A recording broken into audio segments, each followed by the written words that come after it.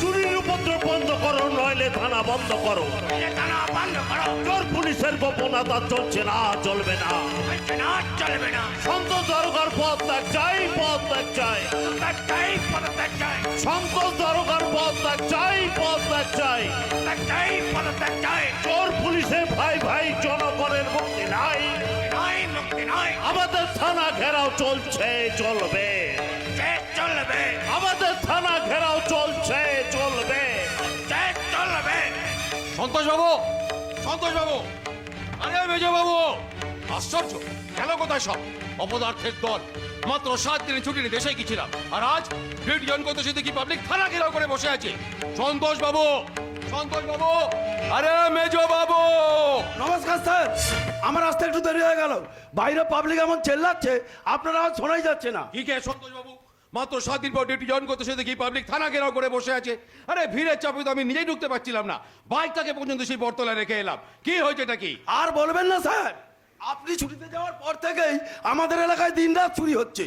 চুরি হচ্ছে? হ্যাঁ স্যার, ঘটি বাটি ছাতা লাঠি, নারকেল থেকে সাইকেল, গাছের কলা থেকে নাগলের ফলা, যার ঘরে যা পাচ্ছে সব চুরি করে নিয়ে তো যাচ্ছে। কেন করবে না? থানার মেজবাবু হয়ে আপনি যদি গামছা পরে ডিউটি করেন, চুরি কেন করবে না? না করে উপায় কি স্যার? কাল রাতে আমার কোয়ার্টারে চোর ঢুকেছিল। খাকি জামা প্যান্ট, হাতের লাঠি, মাথার টুপি, কোমরের বেল্ট সব চুরি করে নিয়ে গেছে। শুধু এই গামছাটা ভেজা ছিল বলে হয়তো হাত দেয়নি, তাই চাকরির দায়ে এই গামছা পরে ডিউটি করতে এসেছি। বলেন কি, পুলিশের ঘরে চোর ঢুকছে? ও তো ডেঞ্জারাস চোর। শুধু ডেঞ্জারাস নয় স্যার, ভীষণ ডেঞ্জারাস। তো আপনি এতদিন কি করছিলেন? হ্যাঁ, গাড়িটাকে নিয়ে এতবেলা গ্রামের রাস্তায় টহল দেননি কেন? কি করে দেব? 3-4 দিন আগে আমাদের গাড়ি 4টে জায়গায় খুলে নিয়ে গেছে। কি বলছেন আপনি? ওই দেখুন স্যার, গাড়িটাকে আমার দাঁত বার করে ইটের উপর দাঁড়িয়ে আছে। সর্বনাশ করেছে। বেটাকে দেখতে কেমন, বয়স কত, কোনো খোঁজ পেয়েছেন? কেউ বলছে চোরটা নাকি বাঁশের মতো লম্বা, আবার কেউ বলছে চোরটা নাকি বাছুরের মতো বেটে, আবার কেউ বলছে চোরটা নাকি হাতির মতো মোটা, আবার কেউ বলছে চোরটা নাকি সজনে ডাঁটার মতো রোগা। তার মানে কেউ তাকে নিজের চোখে দেখেনি, সবাই মিথ্যা কথা বলছে। তবে স্যার, চোরের নামটা জানতে পেরেছি। তাই নাকি? কি করে জানলেন? বেটা যেখানেই চুরি করতে যাচ্ছে একটা কার্ড রেখে যাচ্ছে, আর সেই কার্ডের উপরে লেখা চোরের রাজা রাজকুমার। চোরের রাজা রাজকুমার? হ্যাঁ স্যার, তাই ভাবছি এই গ্রামে রাজকুমার নামে যত লোক আছে সবাইকে ধরে নিয়ে আসবো। তারপর আরে আপনার কি মাথা খারাপ হয়েছে? চোর কখনো নিজের নামে কার্ড ছাপায়? রাজকুমার নিশ্চয় ছদ্মনাম। আপনি এক কাজ করুন, আপনি বাইরে গিয়ে পাবলিকদের বলুন, বড় বাবু হিসেবে আমি কথা দিচ্ছি 7 দিনের মধ্যে চোরকে অ্যারেস্ট করে ওদের সামনে আমি হাজির করব। ঠিক আছে স্যার, ঠিক আছে। আপনি যখন এসে গেছেন আর কোনো চিন্তা নেই, ওই রাজকুমারের হাতে হাত করা পরাবোই পরাবো। হ্যাঁ যান। Hello sir, good morning sir, good morning. Yes sir, yes sir. হ্যাঁ স্যার, হ্যাঁ স্যার, আমি আজই ডিউটি জয়েন করলাম স্যার। না না স্যার, ওই রাজকুমারকে আমি অ্যারেস্ট করে হাজতে ঢোকাবোই। আমাদের থানা ঘেরাও চলছে, চলবে। আমাদের থানা ঘেরাও চলছে, চলবে। না না স্যার, ঠিক হেরাও না স্যার, আসলে কিছু পাবলিক স্যার থানা বাইরে স্লোগান দিচ্ছিল। হ্যাঁ হ্যাঁ স্যার, আমি বুঝি সুঝিয়ে বাড়ি পাঠিয়ে দিচ্ছি। হ্যাঁ স্যার, আমি 3 দিনের মধ্যে আপনাকে রিপোর্ট দেবো স্যার। ওকে স্যার, নমস্কার স্যার, নমস্কার। সর্বনাশ হয়ে গেছে স্যার, সর্বনাশ হয়ে গেছে। আবার কি হলো? ওই গন্ডগোলের সময় ওই শালা চোরটা বটতলা থেকে আপনার বাইকটাই চুরি করে নিয়ে গেছে। আমার বাইক নিয়ে চলে গেছে। 3 মাস আগে নতুন বাইকটাই কিনলাম, আমার বাইক ছাড়বো না, ছাড়বো না। ওই রাজকুমারকে আমি ছাড়বো না। ব্যাটাকে ধরতে হলো, এর মধ্যে আমি পুড়ে দেবো আমার নতুন ছাড়বো না। জয় গুরু, জয় গুরু। রাজকুমার এতদিনে এত কিছু চুরি করছে, কিন্তু বাইক তো কোনোদিন চুরি করেনি। তার মানে বাইকে চেপে অন্য গ্রামে চুরি করতে যাবে। তো যাক বাবা, নইলে আমার শেষ সম্বল এই গামছাটা যদি চুরি করে নিয়ে যায়। ইস,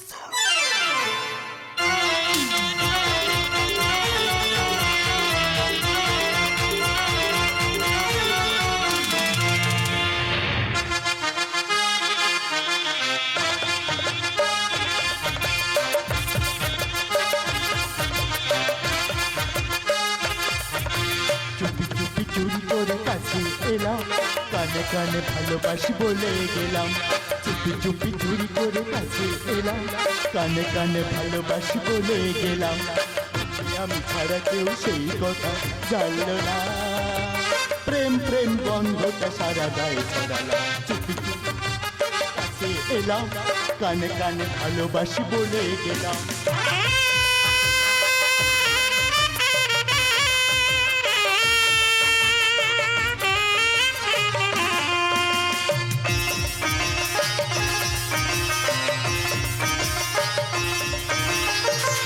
বন্ধ ঘর তুমি আমি বাকি সবাই ঘুমিয়ে এখন দুজন যেতে পারি সবই সীমা ছাড়ি বন্ধ ঘর তুমি আমি বাকি সবাই ঘুমিয়ে এখন দুজন যেতে পারি সবই সীমা ছাড়িয়ে দরজা থেকে নেই মুশকিল দরজা থেকে নেই মুশকিল কৃষ্ণলীলায় মাতলাম প্রেম প্রেম গন্ধটা সারা গায়ে ছড়ালাম চুপি চুরি করে কাছে এলাম কানে কানে ভালোবাসি বলে গেলাম চুপি চুপি চুরি করে কানে কানে ভালোবাসবো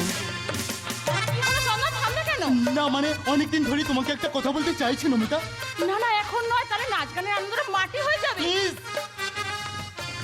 নমিতা প্লিজ একটু বোঝার চেষ্টা করো স্পষ্ট করে না বললেও আভাস ইঙ্গিতে আমি বারবার বোঝাতে চেয়েছি যে আমি তোমাকে ভালোবাসি জানি, কারণ সেটা না বোঝার মতো অবুঝ মেয়ে আমি নই। কিন্তু তুমি তো এতদিনেও তোমার মনের কথাটা আমাকে জানাওনি মেয়েদের মনটা হলো সমুদ্রের গভীরে ডুবে থাকা ঝিনুকের মতো, আর সেই ঝিনুকের বুকে কোন ভালোবাসার মুক্ত লুকিয়ে থাকে তা কি সহজে বোঝা যায়? সমুদ্রের ঢেউয়ের মতোই তোমার কথাতেও যে একটা নেশার টান আছে, যে নেশায় তুমি আমাকে মাতাল করে তুলেছো। তাই তো আজ আমি স্পষ্ট করে বলতে পারছি যে আমি তোমাকে ভালোবাসি। বলো তুমি আমাকে ভালোবাসো কিনা? যদি বলি না। নমিতা, হ্যাঁ চন্দ্র, কারোর সঙ্গে বন্ধুর মতো মেলামেশা করলেই যে তাকে ভালোবাসতে হবে এর তো কোনো মানে নেই। না নমিতা, তুমি মিথ্যে কথা বলছো। আমি তোমার এই কথাটা বিশ্বাস করি না।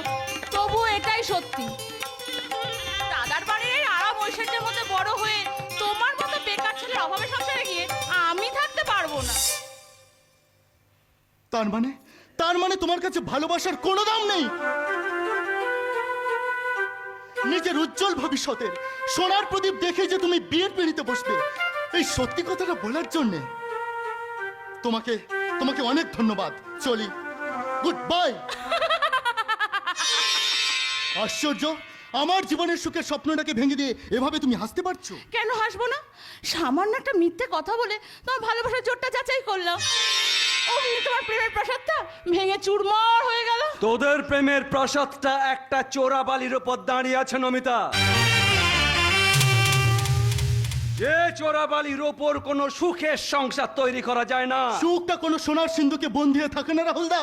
মানুষের মন যেখানে শান্তি পায় সেখানে তো সুখের স্বর্গ করে ওঠে। বাজে কথা বলো না। নমিতা আমার ছোট বোন। এই শ্বেত পাথরের প্রাসাদ ছেড়ে ও কখনোই তোমাদের ওই কলোনির বাড়ি থেকে থাকতে পারবে না। কেন পারবো না দাদা? মেয়েদের জীবনের আসল স্বর্গই হলো তার স্বামীর ঘর। চুপ কর তুই। চন্দনের মতন একটা বেকার ছেলের জন্য তুই আমার বিরুদ্ধে মাথা তুলে দাঁড়াতে চাইছিস? আমি একা নই দাদা, দক্ষ রাজার মেয়ে পার্বতী ও শিব ঠাকুরের মতো ভিখিরির হাত ধরে ঘর ছেড়েছিল, সেটা ভুলে যেও না। তুই যদি সত্যি চন্দনের সঙ্গে ঘর বাঁধতে চাস তাহলে সারা জীবনের মতন আমাদের ভাই বোনের সম্পর্কটাকে ছিঁড়ে ফেলতে হবে। আর কোনোদিন তুই এই বাড়িতে পা রাখতে পারবি না। তবে আমিও আপনাকে কথা দিচ্ছি রাহুলদা, টাকা পয়সার জন্য কোনোদিন আমরা আপনার কাছে হাত পাতবো না, কিন্তু এ বাড়িতে বারবার এসে দাঁড়াবো আপনার আর বৌদির আশীর্বাদ ভিক্ষে চাইতে। তাহলে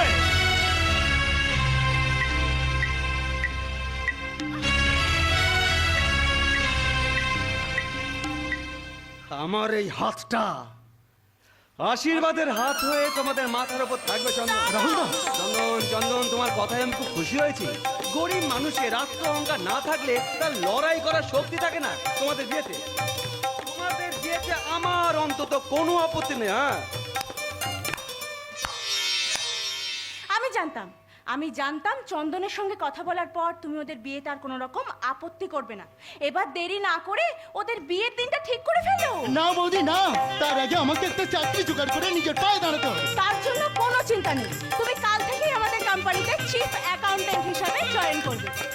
অবশ্য এতে যদি তোমার কোনো আপত্তি না থাকে। কিসের কিসের আপত্তি? তার বদলে আজ আমি আপনাদের কাছ থেকে একটি শিক্ষা নিয়ে যাচ্ছি। এই সমাজের বাইরের পোশাকটাতে কেউ রাজা, কেউ ভিখারি, কিন্তু সত্যিকারের এই মনুষ্যত্বের বিচারে তাদের মধ্যে কোনো তফাৎ নেই। আসি বৌদি।